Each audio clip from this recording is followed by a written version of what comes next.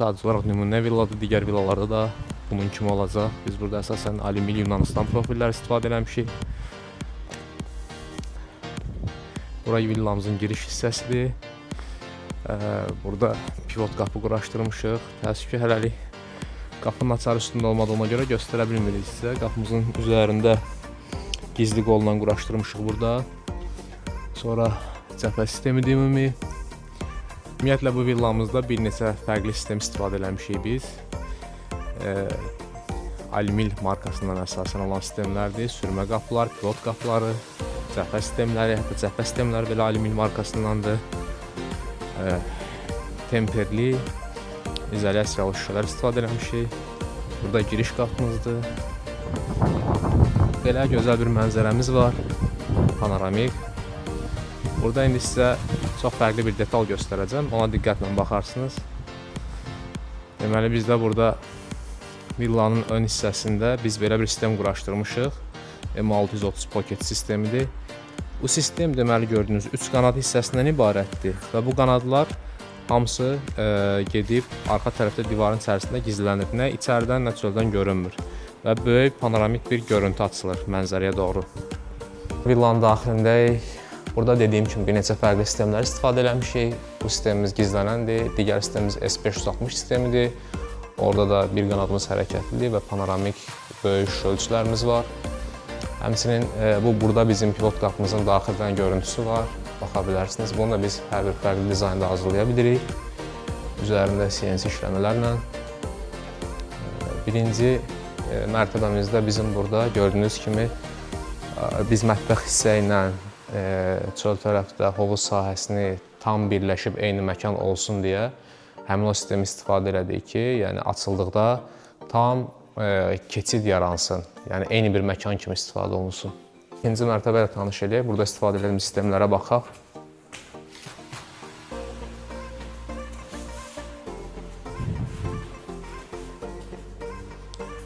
Burada atrium hissədə yenə biz cəbhə sistemi istifadə eləmişik.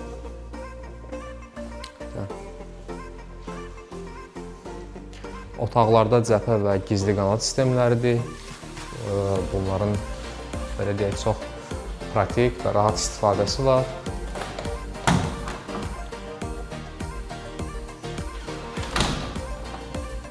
Bunlar da yenə Alimil markasından da Yunanistan.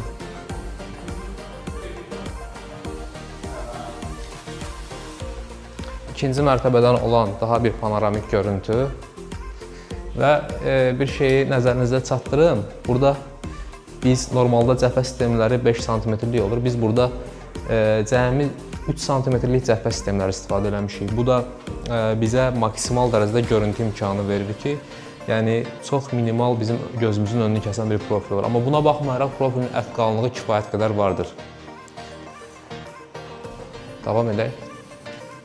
Daha bir maraqlı detal, villanın bir hissəsində biz skylight, təbii işıq almağı üçün cəbhə sistemindən skylight quraşdırmışıq. Gəl.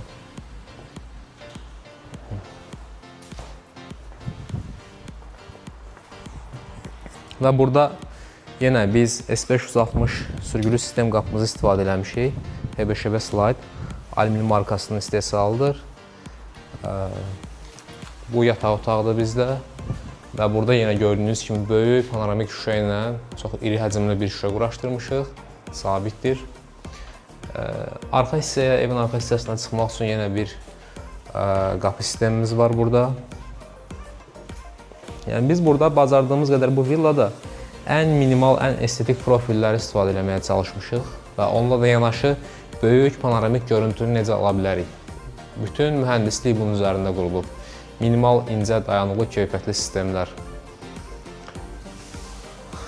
Davam edək.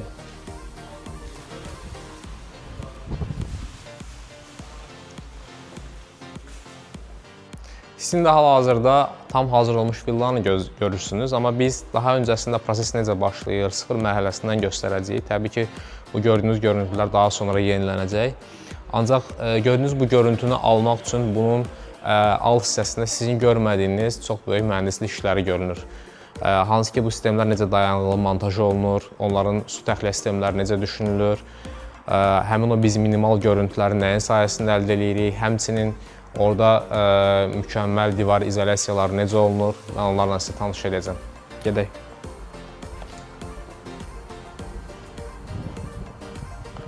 Bizim hal-hazırda baxış keçirdiyimiz yer, olduğumuz ərazi birinci fazadır. Biz hal-hazırda birinci fazanın nümunə villasındaydıq. Daha sonra isə gördüyünüz bu arxa hissədə yeni tikilmiş villalarımızın biz işlərinə başlayırıq. Artıq start verilib. Və siz artıq çox yaxın bir müddət ərzində bütün bu villaları, arxa hissələri olanları, onları siz montaj olunmuş şüşəli şəkildə görə biləcəksiniz. Davam edək. Gördüyünüz kimi biz artıq ikinci işə başladığımız villadayıq. Burada körkasa sistemlərimiz quraşdırılır. Körkasa sistemlərinin əhəmiyyəti nədir? Biraz o haqqda danışım mən sizə. Ümumiyyətlə bizdə